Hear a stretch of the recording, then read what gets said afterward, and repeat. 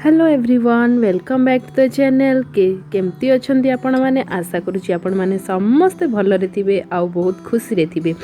तो आज हूँ शनिवार आपण मैंने जानी ओषा बार मानक सबु गृहिणी मैंने ओडिया घर गाधे पाधिकी आसी प्रथमे अलता लगाती तापर अन्य कौन काम ठीक सेहीपरि मु आज अलता लगाऊँ कारण मोर आज ओषा मो वर्षक 12 मास शनिवार ओषा करे। तो कौन ओषा करे मु आग को कहबी आपण देखी चलतु जानीजे। तो से भाई मु अलता लगे दूची अलता लगेबा परे ठाकुर पूजा आउ तापरे छुआ मानक पई खाइबा प्रस्तुत करिवि।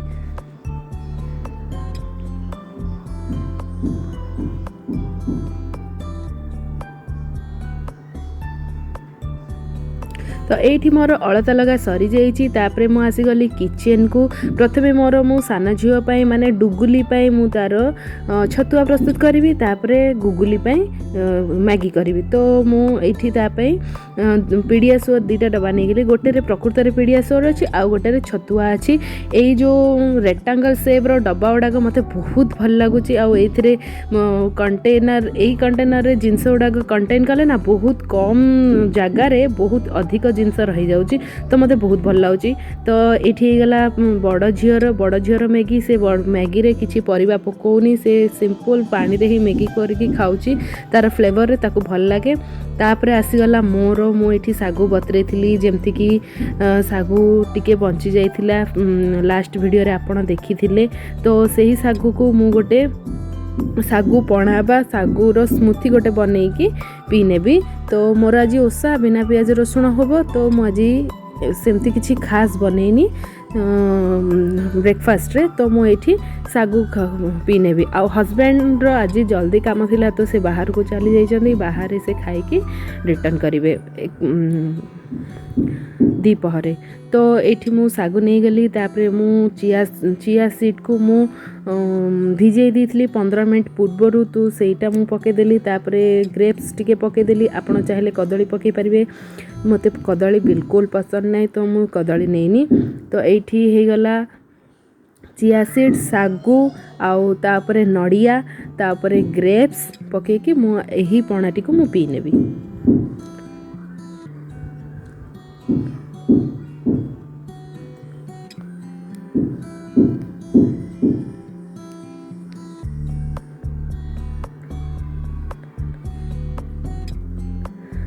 तो ये सान झीर छतुआ खिया सरी जाइए बड़ झीपाई मैगी बने दी मोपाई हो गला सागुर स्मूथी यापर आम समस्त ब्रेकफास्ट सरी जाइए। तापर चलतु जीवा आपण मान सहित टिके कथा है तापर मोर लंच स्टार्ट करी। तो चलतु प्रथम यहाँ को एंजॉय करदेबा सागु पणाटी को तापर आपण सहित कथा हवा चलतु।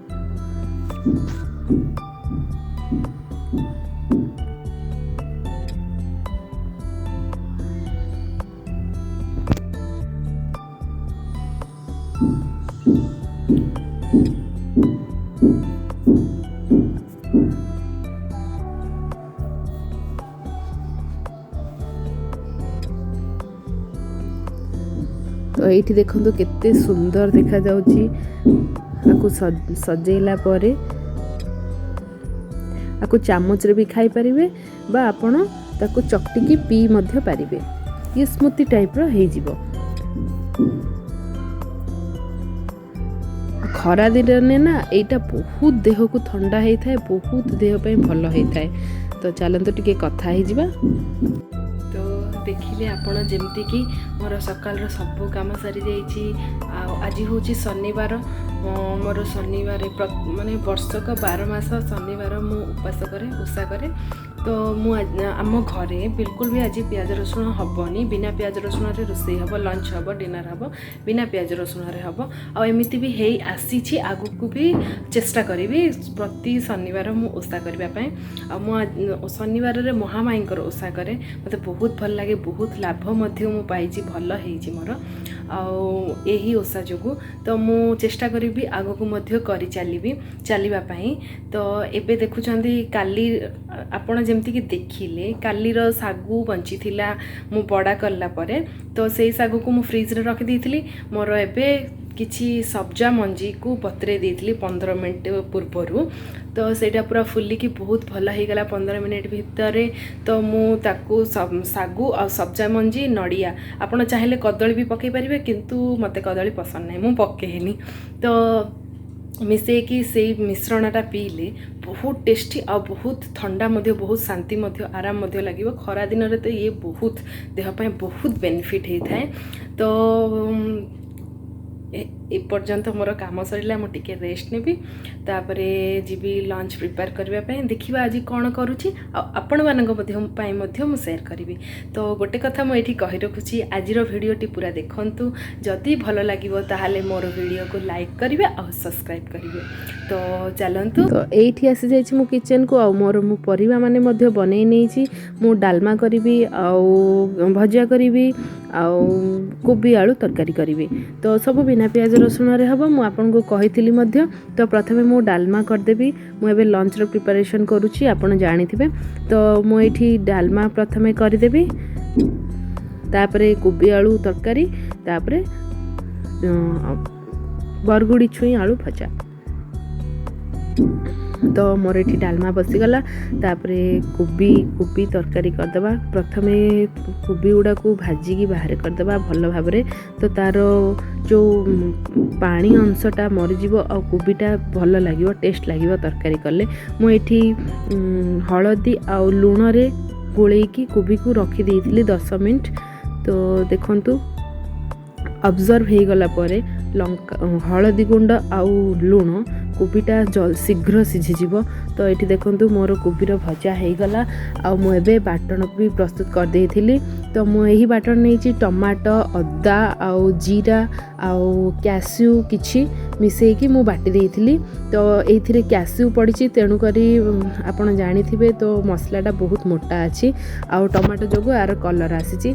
तो एठी मु पके देली हळदी गुंड आ करी मसला आ धनिया गुंड पके देली तापरे एठी लंका गुंड पके देबी आ एही मसलाटी को किछि समय सिझिबा पई छाडी देबी।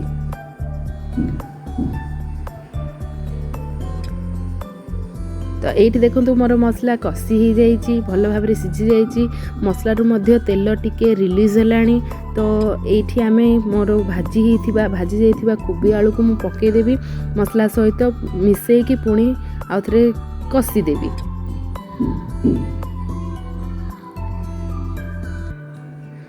तो किछि समय पर देखंतु मसला सहित कोबी पूरा मिसी गलानी आ बहुत बढ़िया से कसी ही गलानी।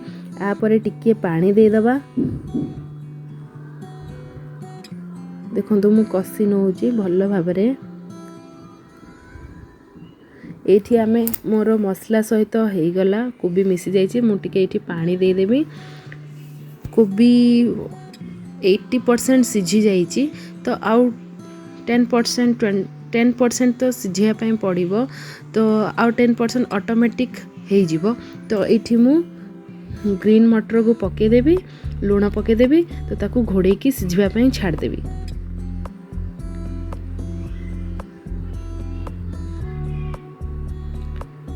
तार 10 मिनिट पर देखंतु मोर एठी बहुत भल भाबरे ग्रीन मटर भी सिझी जाइछि आ कोबी आलू मध्य बहुत भल भाबरे सिझी जाइछि आ तरकारीटी मध्य हेई गलानी।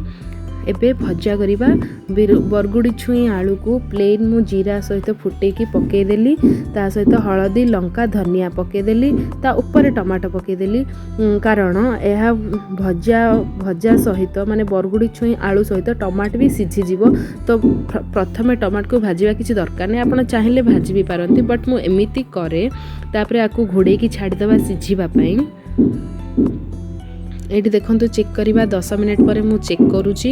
तो एठी देखंतु मोर बरगुडी छुई आउ आलू सिझी आसिलानी टमाटो एठी देखंतु बहुत बढ़िया से सिझी जाइछि आलू सिझिबा सहित परिबा सिझिबा सहित तापरे मु मोर डालमाटी को फुटै देबी। एठी देखंतु मु फुटै देइछि डालमा हो गला तरकारी हो गला भजा हो गला तापरे बे शेष रे लास्ट रे गरमा गरम भात करदबा कारण गरम गरम भात थिबो खाइले बहुत भल लागिबो। मु गरमा गरम भात कर देबी तापरे पछरे खाइबा को देबी। तो चलंतु मोर काम सरी जाइए आपण सहित कथा वा भिडियोटी को एंड करवा। तो आपण मैंने देखिपारे मोर ये सब कम सरी जाइए मोर लंच भी बनई देछि केवल लंच करवा माने खाइबाटा बाकी अच्छी ता व्यतीत तो सब कम सरी जाइए। तो मु चाहूँगी मोर आज मोर व्लॉगटी एठी एंड करने। तो आशा करुँची आपण मानू आज भिडियोटी बहुत भल लगी। तो देखु था मो सहित जोड़ी रही था। तो मो आगो को मध्य आउरी भल भल इंटरेस्टिंग ब्लॉग आने चेष्टा करी। तो रहुछि पुणी देखा आउ गोटे नुआ भिडियो रे। तो से पर्यंत बाय।